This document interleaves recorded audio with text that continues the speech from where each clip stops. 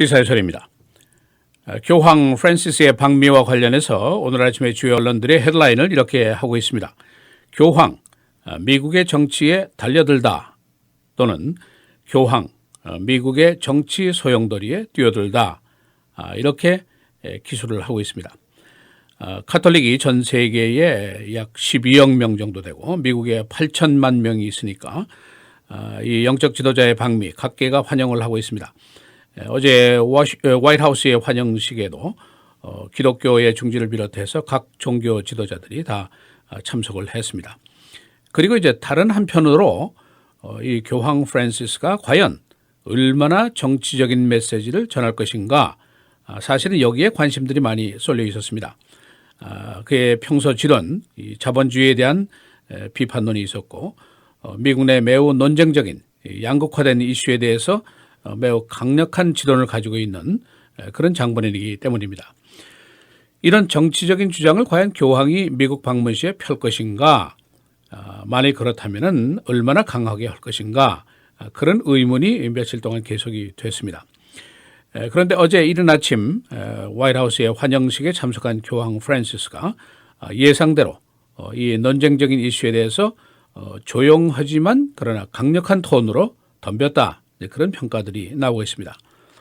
교황은 화이트하우스에서 오바마 대통령의 환영사에 대한 답사를 하면서 서두에 이렇게 운을 띄웠습니다.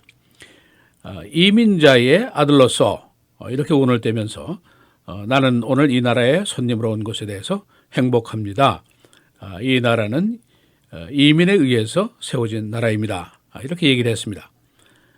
그는 지금 이제 미국 내 특히 선거전에서 크게 논란이 되고 있는 이민 문제에 대해서 이렇게 얘기를 하면서 선뜻 뛰어들었습니다. 그러니까 이 나라가 이민으로 성립이 된 나라라는 그 정체성을 한번 일깨워주자, 그런 의도가 있었던 것이 아니냐, 이렇게 보여줍니다. 그리고 그는 이민 문제와 함께 기후변화 문제, 소위 climate change, 또 빈곤의 문제, 빈부격차의 문제, 이런 것에 대해서도 확실하게 언급을 했습니다. 과거에 그 교황들이 미국에 올 경우에 전하는 메시지와는 굉장히 큰 차이점을 보이고 있습니다. 지난 그 두 명의 교황들은 주로 종교적인 또는 도덕적인 메시지를 이제 전하는 데 그쳤습니다. 예를 들면 낙태에 대한 무고한 희생이라든가 동성애라든가 이런 문제에 대해서 언급을 했습니다만은, 이번에 그 교황의 메시지 리스트에는 빈곤, 굶주림, 전쟁, 이민, 환경, 이런 아주 폭넓은 이슈들이 포함이 되어 있었습니다. 그러나 그 교황은 많은 사람들이 예상했던 대로 이 자본주의의 병폐라든가 물질주의의 문명에 대한 비판에 대해서는 어제 자제를 하는 그런 모습을 보였습니다. 대신에 세계 최부국인 미국과의 접근을 시도하는 그런 자세를 보였습니다.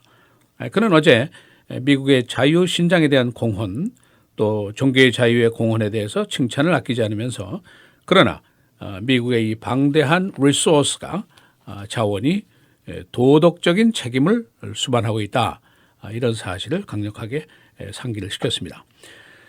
이 교황 프란시스가 또한 그 기후변화 이슈에 대해서 언급을 하면서 오바마 대통령이 공기오염을 억제하기 위한 조치를 취한 것에 대해서 아주 격려를 하고 싶다 하고 얘기를 하면서, 우리는 아직도 우리 후세들을 위해서 지구를 소생시킬 시간이 있다는 점을 강조를 했습니다. 이 기후변화에 대해서 얘기를 하는 말 끝에 그는 그 마틴 루터 킹 목사의 말을 일부 인용을 했습니다. 바로 우리가 약속음을 지불하지 않았다, 이제는 이를 지불할 시간이다 라는 그 유명한 말, 이 말을 인용을 했습니다. 이 카톨릭 12억 명의 대표하는 종교 지도자로서의 이와 같은 솔직하고 강력한 메시지, 정치권에서는 이 발언에 대해서 시비가 지금 엇갈리고 있습니다. 오바마 대통령 측에서는 지금 의회에서 기후변화 법안 때문에 매우 고전을 하고 있는 입장이고, 이민 개혁 문제는 뭐 어떤 의미에서 완전히 실패했다고도 볼 수가 있겠죠. 그러나 이제 강력하고 명백한 지지 세력을 이제 만났다는 그런 의미를 가지고 있습니다. 또 반대로 공화당 측에서는 기후변화에 대해서 적극적인 반대를 하고 있고, 또 이민 개혁에 대해서도 강력한 반대 입장을 가지고 있습니다. 그래서 그 이미지에 대해서는 매우 시큰둥한 그런 반응을 보였습니다. 어제 방미에 대해서는 매우 환영 일색이라고 볼 수가 있습니다. 화이트하우스 사우스 론에서 벌어진 환영식에는 무려 11,000명의 하객들이 기록적으로 모여들었습니다. 또 화이트하우스는 멋진 의장대에 환영 퍼레이드를 준비했고, 그러나 보통 국빈들이 환영할 때 이제 쓰는 21발의 예포, 이것은 어제 교황이기 때문에 생략을 했습니다. 그는 오후에 캐톨릭 비숍들과의 만남을 가졌습니다. 그래서 이 자리에서 성직자들의 성추행 스캔들을 다시는 되풀이돼서는 안 될 일이다 하는 점을 크게 강조를 했습니다.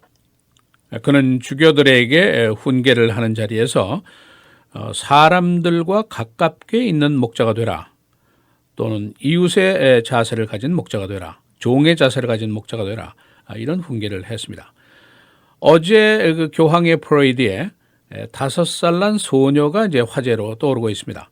화이트하우스 부근의 퍼레이드였었는데 5살 난 어린 소녀가 바리케이트를 넘어서 들어왔습니다. 그래서 교황에게 접근을 시도했는데, 물론 이제 경호원이 제지를 했습니다만은 두 번째 시도를 하는데 교황이 바로 이 소녀를 보았습니다. 그래서 오라고 손짓을 하니까 경호원이 데려왔습니다. 그래서 그가 소녀에게 키스를 하고 손에 들고 있던 편지를 받았는데, 이 5살 난 어린 소녀는 미국에서 태어난 시민이고, 그러나 그의 부모는 10년째 불법 이민자로 되어 있습니다. 이 편지 내용은 가족과 헤어지는 공포 속에 있다고 얘기를 하면서 이 법을 좀 바꿔달라는 호소문 같은 그런 편지였습니다.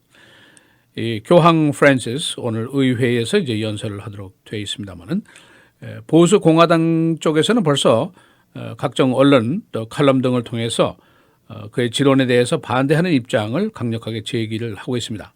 이 교황의 말은 미국 경제에 대한 질서를 위협하는 메시지다, 그런 강력한 비판을 하는 칼럼도 나와 있고, 보수계 신문인 월스트리트 저널에서는 그의 소득 재분배에 대한 이론에 대해서 우리는 개탄을 금치 못한다, 이런 강력한 비판을 하고 있습니다. 이 교황 프란시스 매우 강력한 목소리를 가지고 있는 사람이고, 또 아주 락스타 같은 매우 인기가 높은 인물이지만은, 그러나 이 사람도 미국의 논쟁적인 또 양분화된 이슈를 해결하는 데는 충분하지 않을 것이다 하는 그런 예상이 나오고 있습니다. 시사 해설 김정일입니다.